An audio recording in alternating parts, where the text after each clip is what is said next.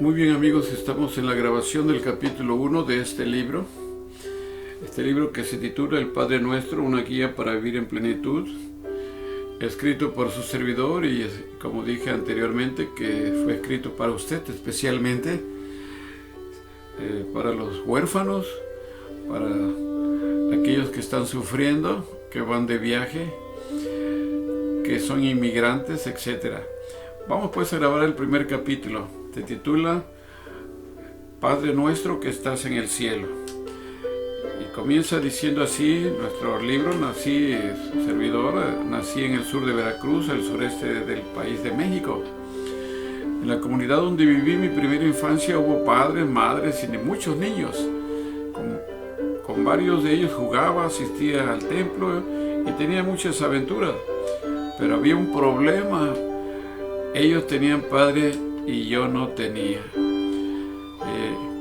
Yo no conozco a mi padre porque murió cuando era muy pequeño, pero nada más por referencia solamente. La mejor referencia es una fotografía que tengo en la memoria de la computadora donde transcribo este relato en este libro. Muchas veces pregunté a mi madre, ¿por qué mis amigos tienen padre y yo no?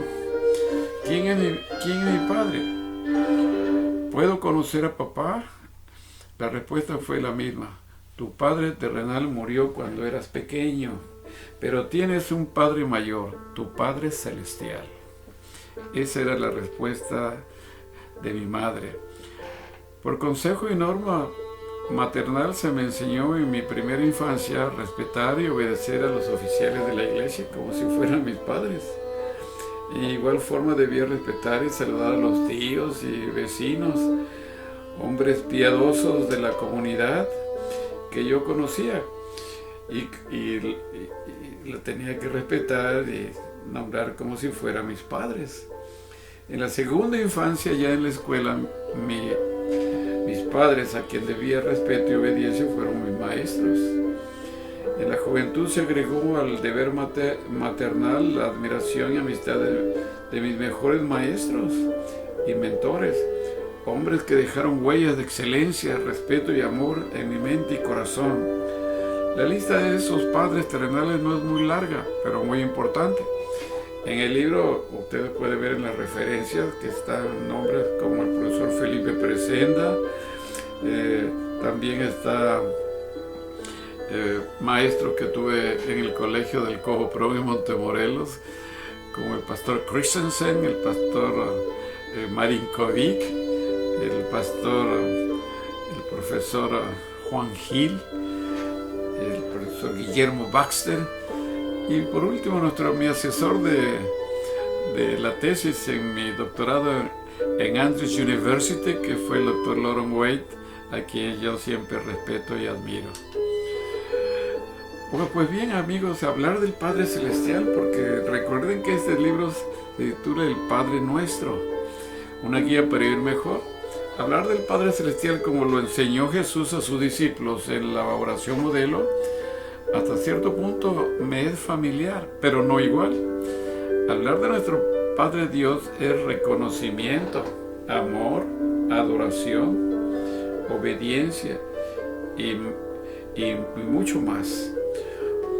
Por lo que la frase Padre Nuestro que estás en el cielo, santificado sea tu nombre, es de un profundo significado y trascendencia en la vida espiritual. Bueno, pero para reconocer a Dios como nuestro Padre Celestial es necesario pues conocerlo y saber quién es, nombrarlo en forma correcta, tener una relación familiar con Él, amarlo y obedecerlo. Bueno, pues vamos a ir en la forma bosquejada del libro, conocer a Dios. Conocer a Dios es un desafío personal que tiene recompensa. Hay misterios de Dios imposibles de entender. Aún así, Jesús dijo, y esta es la vida eterna, que te conozcan al único Dios verdadero y a Jesucristo a quien has enviado. Juan 17:3. Si Jesús desafía a la humanidad a conocer al único Dios verdadero, es de entender, ¿verdad? Es de entender que hay dioses no verdaderos o que son falsos. ¿Cómo saber entonces si se está adorando al verdadero Dios o a un falso Dios. Sin entrar en debate teológico y teniendo como base la Biblia, presento pues en este libro algunas cualidades del verdadero Dios. Vamos a verlo rapidito. Número 1, Dios creador. Al orar Padre nuestro que estás en los cielos, reconocemos a Dios como nuestro creador. ¿Creador de qué? Bueno, el salmista David dice: cuando veo tus cielos, obra de tus dedos, la luna y las estrellas que tú formaste. En el Salmo 8.3 y en el Salmo 95 se agrega: porque en tus manos están las profundidades de la tierra y las alturas de los montes son tuyas, suyo también el mar. Pues Él lo hizo y sus manos, dice, formaron la tierra seca. En el primer capítulo de la Biblia dice que Dios hizo todas las cosas,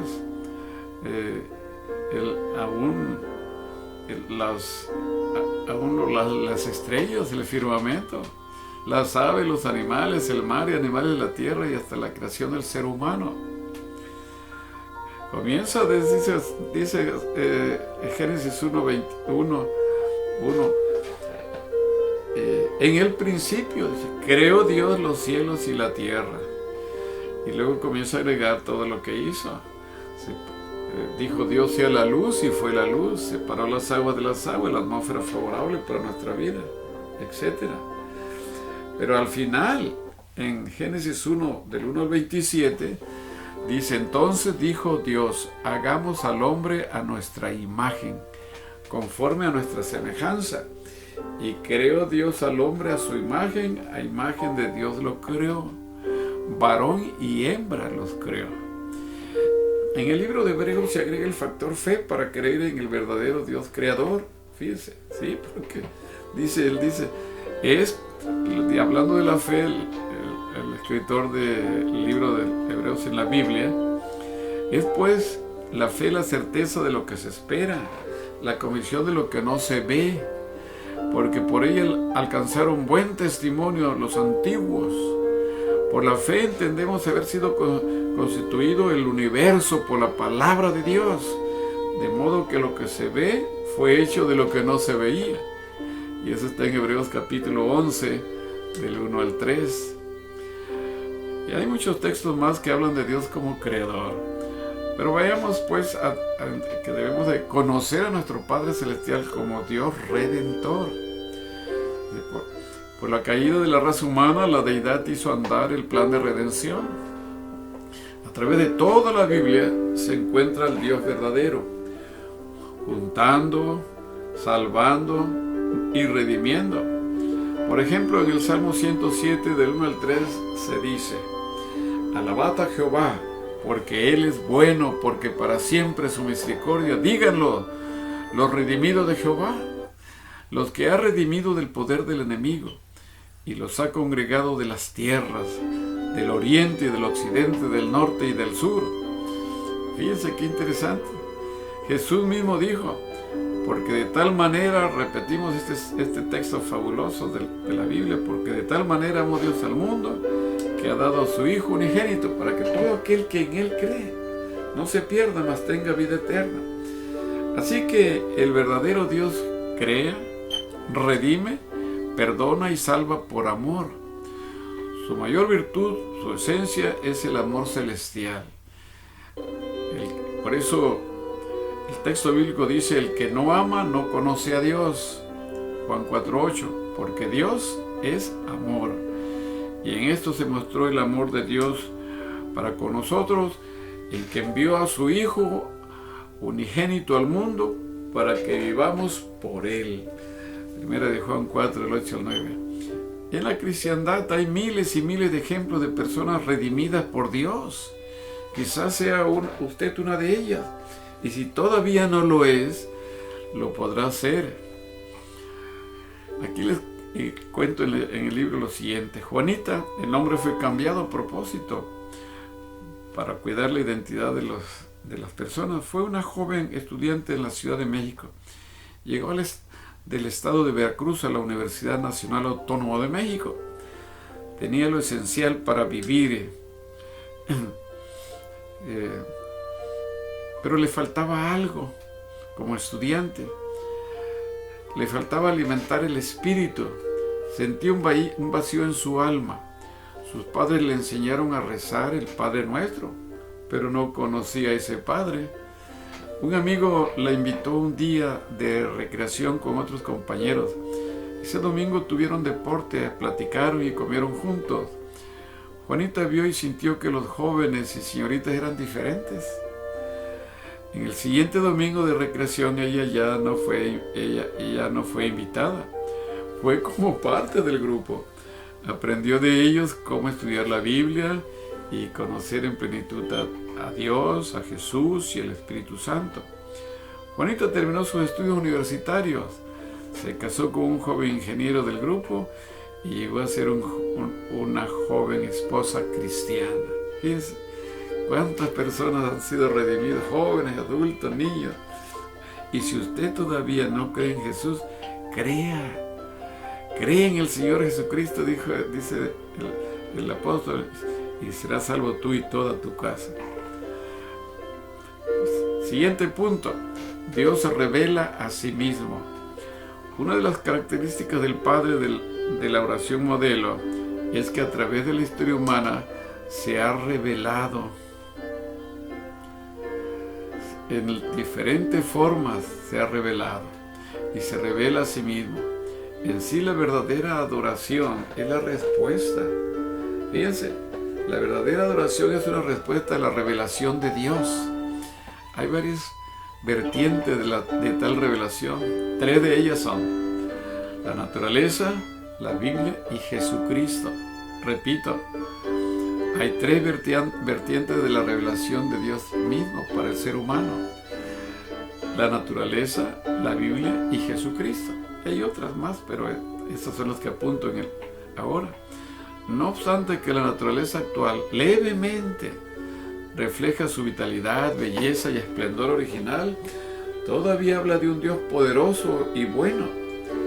El Salmo 36:9 dice: los cielos cuentan, 19:1, perdón, los cielos cuentan la gloria de Dios y el firmamento anuncia la obra de sus manos. Repito, Salmo 19:1. La vida misma es una manifestación de Dios, porque en el Salmo 36:9 dice: porque contigo está el manantial de la vida, y en tu luz veremos la luz. La narrativa bíblica del Génesis hasta el final no es más que la revelación de Dios en sus diferentes manifestaciones. En Apocalipsis, Juan dice: la revelación de Jesucristo que Dios le dio para manifestar a su siervo las cosas que deben suceder pronto, y las declaró enviándola por medio de su ángel a su siervo Juan, que ha dado testimonio de la palabra de Dios y el testimonio de Jesucristo y de todas las cosas que has visto.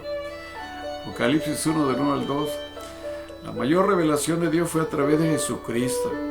El autor del libro de los Hebreos lo dice en esta manera: Dios había hablando en muchas veces y en muchas maneras en otro tiempo a los padres por los profetas.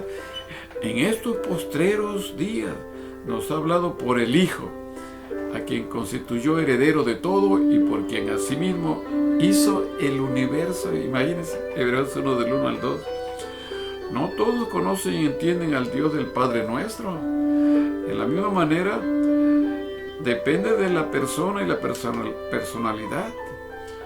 Hay quienes tienen una cosmovisión diferente a otras personas. La semblanza de Dios para mí posiblemente sea diferente a la de mi esposa, de mis hijos o nietos, o a la de usted, estimado lector o visor. Si hay factores de la personalidad que influyen y esos factores son medibles. Por ejemplo, Malcolm Goldsmith maneja el conocido indicador Myers-Briggs Type, por sus siglas en inglés MBTI, así se abrevia. Según el autor, hay 16 diferentes tipos de personalidades en las que la persona eventualmente pueden ser clasificadas.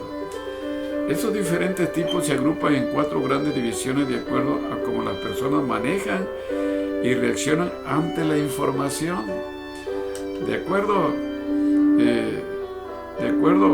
a sus sentidos, a su intuición, sus sentimientos y modo de pensar. Así que hay diferentes formas de entender a Dios. Cada persona lo entiende un poquito diferente. El autor dice de ese libro que cuando miramos las cosas espirituales, nuestra personalidad afecta las maneras o formas de entender a Dios y la interpretación de nuestra experiencia con Él. Eso es muy importante. Algunos quieren que se entienda a Dios en una forma cerrada y personal. No, cada quien Dios le da la capacidad de pensar y hacer y de entender al verdadero Dios, de acuerdo a las vivencias, etcétera, lo que ya hemos estudiado, leído. Bueno, pues lo demás, donde esta cita y todo, lo puede encontrar en el libro. Ahí está toda la bibliografía, las notas de pie de plana, la bibliografía, porque esta es una investigación, no es nada más escribir por escribir. Tiene muchas notas de pie de página, bibliografía, fuentes. Pero ahora veamos los nombres del Padre Celestial. Cuando usted y yo rezamos, oramos o meditamos y decimos Padre Nuestro, si lo hacemos pensando bien en su contenido y no como una rutina vana, se podría preguntar, ¿cómo se llama mi Padre Celestial? ¿Cómo se llama nuestro Padre Celestial? Bueno, es una buena pregunta, ¿no? La Biblia da por hecho la existencia de Dios. Por eso en Génesis 1:1 dice, en el principio creó Dios los cielos y la tierra. Da por hecho la existencia de Dios. Y cuando se le apareció a Moisés, Dios se nombró Yo soy el que soy. En Éxodo 3, del 13 al 14 dice, dijo Moisés a Dios, he aquí que yo llego a los hijos de Israel y les digo, el Dios de nuestro Padre me ha enviado a vosotros. El Dios de nuestro Padre, ¿pero qué? ¿Cuál es su nombre? ¿Qué le responderé? Le preguntó Moisés a Dios. Y respondió Dios a Moisés, dice, yo soy el que soy. Y así dijo, así dirás a los hijos de Israel, yo soy, me ha enviado. En la Biblia aparecen variados nombres de Dios, de acuerdo a las palabras de origen hebreo, arameo y griego. La autora Anna Spangler, en su libro Los Nombres de Dios, se llama el libro, clasifica los nombres de Dios de acuerdo a su naturaleza y a su carácter. Y hay muchos nombres de Dios interesantes. Vamos a leer un poquito de eso. La autora, fíjense, la autora describe 52 nombres para poder entender de este. Dice que hay muchos nombres que tienen mayor relevancia que en el estudio del Padre Nuestro, así que es muy importante ese. Y esta escritora comienza diciendo así, que Dios creador y poderoso, Elohim, este es el nombrecito, Elohim quiere decir creador poderoso. Esta es la palabra hebrea que traduce como Dios al español y que se encuentra en la primera frase de la Biblia. En el principio, Elohim, creó Dios los cielos y la tierra, Génesis 1:1. En el texto 26 dice, dijo Dios, hagamos al hombre. Aquí como en otras partes la palabra Elohim denota un Dios plural. Fíjense qué interesante, Dios plural. Spangler dice que cuando oramos a Elohim, o sea, recordamos que es quien lo comenzó todo, creando los cielos y la tierra y separando la luz de las tinieblas, el agua de la tierra firme, la noche del día. Este antiguo nombre para Dios contiene la idea del poder de Dios, así como de su autoridad y soberanía. Dios Todopoderoso, El Shaddai. Así se le reveló Dios a Abraham Era Abraham, dice en Génesis 17, del 1 al 2, de edad de 99 años, cuando le apareció Jehová y le dijo: yo soy el Dios Todopoderoso, anda delante de mí, sé perfecto, y pondré mi pacto entre mí y tú, y te multiplicaré en gran manera. El Shaddai. Génesis 7, del 1 al 2. Hasta la época de Moisés, cuando se reveló el nombre divino, los patriarcas consideraban el Shaddai como el nombre del pacto con Dios. Así que cuando oramos a el Shaddai, invocamos el nombre de alguien para que nada es imposible. Qué interesante esto. Otro nombre: el Señor proveerá. Yahvé Jireh, Yahvé Jireh, hay que recordar, Yahvé Jireh. En el Padre Nuestro hay acciones de reconocimiento. Padre nuestro que estás en el cielo. Y también hay acciones de petición y ruego. Aquí se aplica muy bien el nombre de Dios, Yahvé Jireh, Yahvé Jireh. Entonces alzó Abraham sus ojos y miró, y aquí a su espalda un carnero trabado en un zarzal. Y tomó el carnero y lo ofreció en holocausto en lugar de su hijo. Y llamó a Abraham el nombre de aquel lugar: Jehová proveerá. Por tanto se dice hoy: en el monte de Jehová será provisto. Génesis 22, 13 al 14. Qué interesante nombre de Dios, ¿verdad? Spangler comenta este nombre sagrado de Dios. Resulta interesante que la palabra española provisión se compone de dos palabras latinas que significan ver por anticipado. Cuando oramos a Yahvé Jireh, estamos orando al Dios que ve la situación por anticipado y puede proveer para nuestra necesidad. Qué interesante esto. Más de esto pueden leerlo aquí en este libro. Dios proveerá. Yo muchas veces le escuché eso de mi madre, porque era viuda, y para educarnos a 6 hijos, desde la primaria hasta la universidad, no sabemos ni cómo, pero ella decía: Dios proveerá hijos, proveerá para la comida, proveerá para la colegiatura, nos proveerá de salud, Dios proveerá.